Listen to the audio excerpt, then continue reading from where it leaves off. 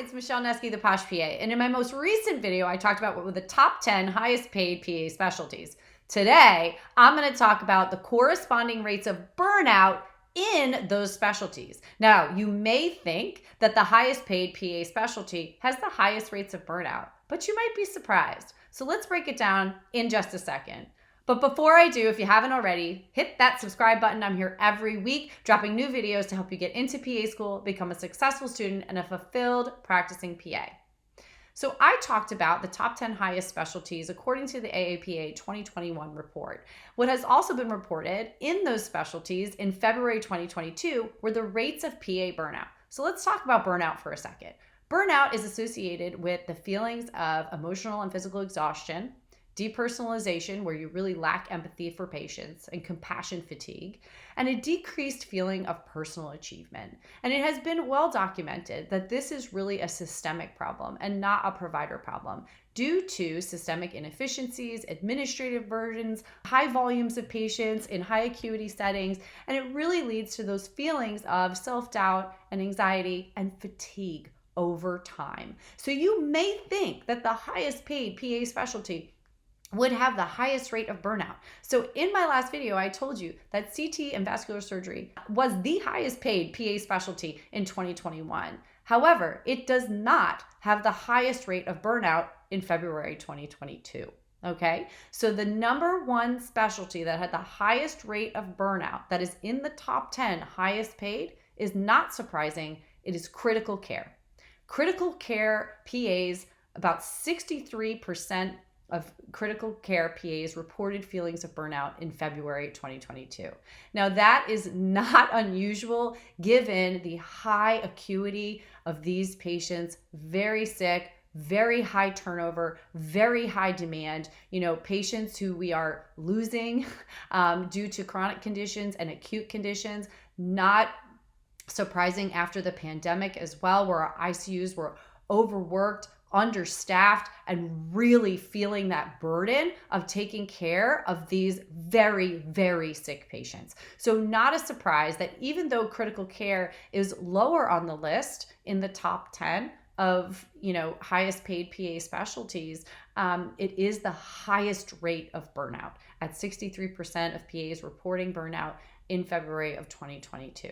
Now, just behind that is going to be emergency medicine. Now, that was number 3 on the list, right, of the top 10 highest paid.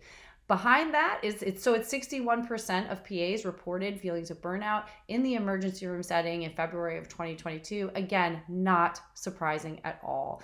The number and volume of patients that are coming into the ER, the level of care that needs to be provided for these patients, short staffing, administrative paperwork, really trying to stay on top of these things and give people the continuation of care that they need can be exhausting. You can work long hours, long shifts, high demand physically and mentally on your body in the ER. And so not surprising that the ER is going to come right behind critical care as the number 2 in rates of burnout for PAs in these top 10 highest paid specialties. Okay. So even though, your highest PA specialty was CT and vascular surgery, the rates of burnout in that specialty were only about 47%.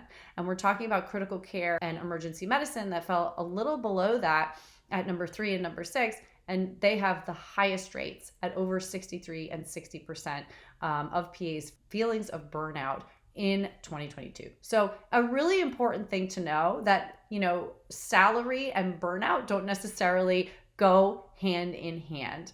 And then the third highest one, again, not surprising, is urgent care. Think about the volume of patients that are going into urgent care because they lack a primary care physician. So a lot of people are using both the emergency room and the urgent care setting as their primary doctor. So if they have an upper respiratory infection, if they have a cough, if they fell and hurt their wrist, they don't have a primary care physician established. And so they are using urgent cares around the country to get that acute care that they need. And so that results in a very high volume of patients in a very short period of time. Providers are being asked to see 30 plus patients in a very short window of their shift.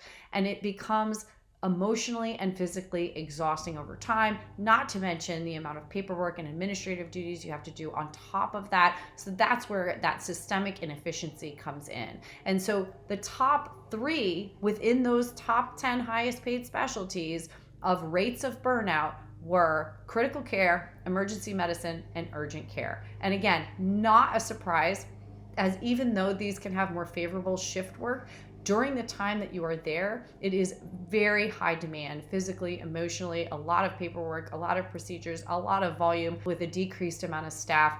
In the current climate of the healthcare system, burnout is going to be really prevalent in these 3 areas. And so what can you do to help reduce burnout and be in one of these specialties that you really like? It's hard. You got to focus and prioritize your own wellness. You have to learn how to set boundaries, and you really have to focus on things that are going to bring you joy outside of medicine. Easier said than done. But as somebody that has experienced burnout myself, I have really learned how to set boundaries in my life and prioritize my own personal, physical, and mental health. So that means, 30 minutes of exercise daily. That means making sure I'm fueling my body with the right things, making sure I set boundaries with my time, both at work and at home, and really learning how to do that over time.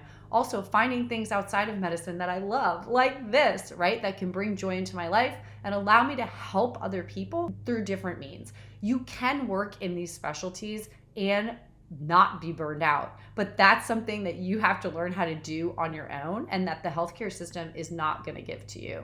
And that is part of the reason why I love also being a health and wellness coach in addition to a PA coach. And so if you have questions or you are feeling this way and you work in these specialties and you want to talk to me about how we can improve on that, just fill out the contact form below and we can connect and talk about that more. But I just wanted to be very transparent with you about salary, not necessarily equating to levels of burnout, right? So in dermatology, that was the number 2 highest paid PA specialty, and only about 40% of PAs reported feelings of burnout. That doesn't mean they're burnt out every day, but it's important to know that you can do a specialty that you love and not be burned out. But it is also really important to have the knowledge that if you are going to go into these higher demand specialties like critical care, ER, and urgent care, that you're going to have to find ways to protect your personal and physical health, as the rates of burnout are higher. Now, you can always switch to a different specialty. That's the glory of being a PA, right?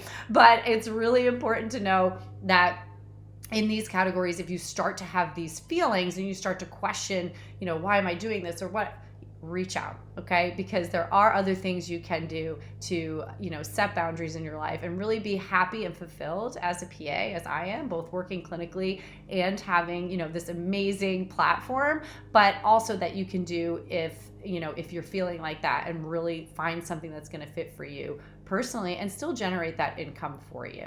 So I hope this video really helped to break down for you what those specialties have in terms of rates of burnout versus, high income. I think it's really important to look at when you're looking at jobs and longevity, right? I've been in the PA, I've been a PA for 17, 18 years at this point.